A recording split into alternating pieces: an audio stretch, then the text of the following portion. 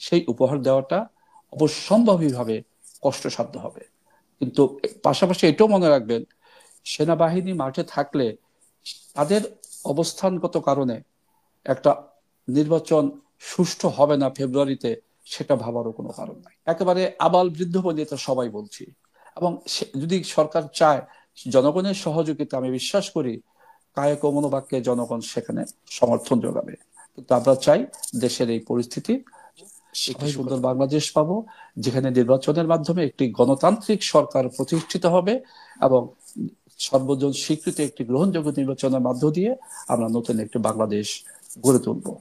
এর চেয়ে বেশি আর একজন দেশের নাগরিক হিসেবে আমার কথা বলেছেন। এবং সেখানে স্বরাষ্ট্র উপদেষ্টার একটা কণ্ঠ আমরা শুনতে পেয়েছি, উনি কথা বলছেন কোন একটা পুলিশ কর্মকর্তার সাথে। দেখেন, একটি কথা কি, প্রথমত সেটা কি স্বরাষ্ট্র উপদেষ্টার কণ্ঠ ছিল কিনা এটা নিয়ে বিতর্ক আছে। আপাত দৃষ্টিতে মনে হচ্ছে ওটা তার কণ্ঠ না। উনি কার কাছে কথা বলছেন? উনি যদি কোনো কথা বলেন বা কারোকে দিক নির্দেশনা দেন, উনি দিবেন পুলিশের ডিআইজি কে, উনি দিবেন পুলিশের ঢাকার কমিশনারকে অথবা পুলিশ আইজি কে। উনি তো এর নিচে কাউকে নির্দেশনা দেওয়ার কথা না। কাজেই এরকম একটা দুর্বল এআই দিয়ে আমাদেরকে বিভ্রান্ত করার চেষ্টা করার কোনো অর্থ হয় না, এটা সহজে অনুমেয়। আর আরেকটা কথা বলছিলেন যে নির্বাচনে কোন রকম সহিংসতা তৈরি করে আওয়ামী লীগ কিছু করতে পারবে কিনা। সেই ক্ষেত্রেও বলি, দেখেন, সবকিছু কিন্তু আবার ধারণার উপরে কথা বলছি যে এত টাকা ব্যয় করা হচ্ছে, এত টাকা ওই জায়গায় দেওয়া হচ্ছে। এগুলো কিন্তু কোনো দৃশ্যমান বা চাক্ষুষ কোনো আহ সাক্ষী নেই যে হ্যাঁ আমি দেখেছি বা আমার সামনে কাজটি হয়েছে। জি জি জি। আর ধারণার উপর ভিত্তি কেন করা হয়? গুজব তৈরি করে কিন্তু প্রথমে বাজারে ছেড়ে দেওয়া হয়, সেটাকে দেখা হয় এই গুজবটা বাজারে কতটুকু জনগণ গ্রহণ করছে। কোনো কিছু একটা করার আগে অনেক সময় গোয়েন্দারাও এই কাজগুলো করে থাকে, যে একটু যাচাই করার জন্য সমর্থন আছে কি নাই। সুতরাং নির্বাচনের আগে আমরা অনেক রকম পরিস্থিতি দেখতে পাবো, অনেক কিছু কল্পনা জল্পনা করতে পারবো।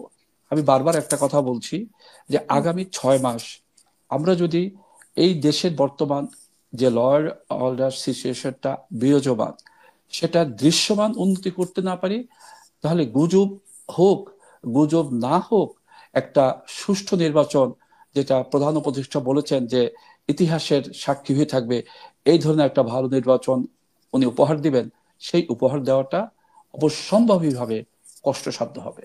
কিন্তু পাশাপাশি এটাও মনে রাখবেন, সেনাবাহিনী মাঠে থাকলে তাদের অবস্থানগত কারণে একটা নির্বাচন সুষ্ঠু হবে না ফেব্রুয়ারিতে, সেটা ভাবারও কোনো কারণ নাই। জি, এখন তত্ত্বাবধায়ক সরকার যদি মানে প্রেক্ষাপটে হয়, তাহলে আপনার কি মনে হচ্ছে, মানে এই ডক্টর ইউনূসের অধীনে হবে নাকি অন্য কোনো মাধ্যমে আসতে পারে তত্ত্বাবধায়ক সরকার? দেখেন, শুরুতেই আমি আপনাকে একটা কথা বলেছিলাম যে যেহেতু সরকারের কথা বলা হচ্ছে, সেখানে তো জি জি জি জি, জল্পনা কল্পনা তো যে আমাদের যদি এটা সত্য হয়ে থাকে যে আমাদের মাননীয় প্রধান বিচারপতির সাথে সম্মানিত সেনাপ্রধান দেখা করেছেন, যেহেতু অফিসিয়ালি কিন্তু এটাকে কেউ এখনো অস্বীকার করেনি, করেছে স্বীকার না করলে অস্বীকার কিন্তু করেনি। সুতরাং যদি হয়ে থাকে তাহলে কিছুটা আলোচনা সেখানে হতেই পারে যে সর্বশেষ বিচারপতি ওদিকে তত্ত্বাবধায়ক সরকারের প্রধান হতে রাজি হবেন কি হবেন না।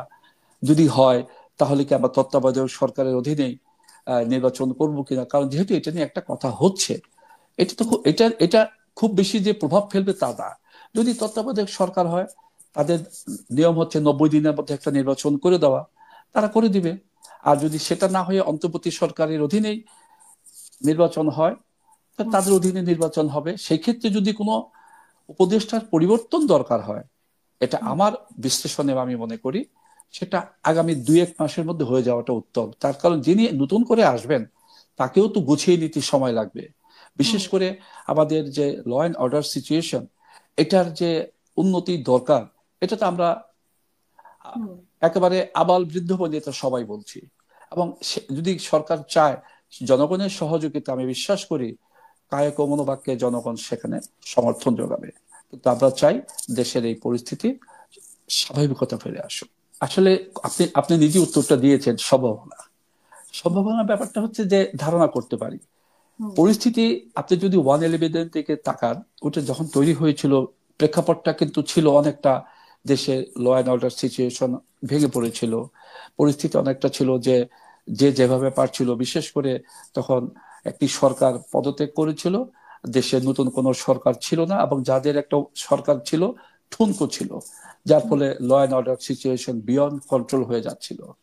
সেই ক্ষেত্রে একটি আহ, সরকার গঠিত হয়েছিল, যাকে সমর্থন দিয়েছিল সশস্ত্র বাহিনী। হুম তো পরিস্থিতি আসলে অনেক সময় বলে দেয় যে কি করতে হবে কি করতে হবে না, কারণ দেশে যদি জরুরি অবস্থা ঘোষণা করতে হয়, সেটা তো সেনাবাহিনী বা সশস্ত্র বাহিনী করতে পারে না, সেটা রাষ্ট্রপতি উনি করতে পারেন। তো এখন এটা তো ওনার এখতিয়ার, যদি এই ধরনের পরিস্থিতির ক্ষেত্রে উনি কি সিদ্ধান্ত নেবেন। সুতরাং আসলে ধারণার উপর ভিত্তি না ইভেন এই করে, যে সেনাপ্রধান যে ওনার সাথে দেখা করেছেন, এটা নিয়েও তো অনেকে বলছে যে না উনি দেখা তো আমি আগেই বলেছি, রাষ্ট্রপতির সাথে সেনাপ্রধানের সাক্ষাৎ এটা কিন্তু একটা নিয়মতান্ত্রিক ব্যাপার। যে হুম কোনো সময়ে রাষ্ট্রপতি সর্বাধিনায়ক হিসাবে সেনাপ্রধানকে ডেকে পাঠাতে পারেন, প্রধান উপদেষ্টা প্রতিরক্ষা মন্ত্রী হিসাবে সেনাপ্রধানকে ডেকে পাঠাতে পারেন, টেলিফোনে কথা বলতে পারেন। এবং আপনি আরো জেনে থাকবেন যে সেনানিবাসের ভিতরে কিন্তু সশস্ত্র বাহিনীর কার্যালয় যেটা আছে, সেখানে প্রধান উপদেষ্টার জন্য কিন্তু একটা নির্দিষ্ট অফিস কক্ষ আছে, যেখানে উনি ইচ্ছে করলে অফিস করতে পারেন। তার অর্থ কি দাঁড়াচ্ছে? তার অর্থ দাঁড়াচ্ছে এই সাক্ষাৎগুলো অস্বাভাবিক কিছু না, স্বাভাবিকতার পর্যায়েই পড়ে। আমি তো কিছু বলবো না, আমি আপনার মতো, আমিও বাংলাদেশের একজন সচেতন নাগরিক। একটি অভ্যুত্থান হয়েছে, অভ্যুত্থান উত্তর আমরা একটা নতুন বাংলাদেশ দেখতে চাই। আমরা যেই বাংলাদেশ দেখতে চাই, আমরা যেভাবে দেখছি সেভাবে এগুচ্ছি না। সুতরাং যে প্রত্যয় নিয়ে একটা অভ্যুত্থান হয়েছিল, সে প্রত্যয়ের আবরণে আমরা নতুন বাংলাদেশ দেখতে চাই।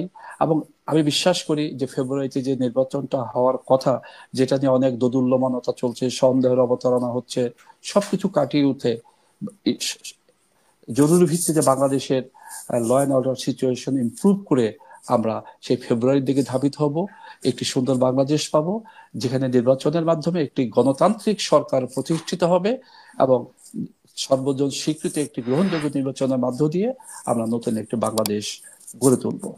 এর চেয়ে বেশি আর একজন দেশের নাগরিক হিসেবে আমার চাওয়ার নেই।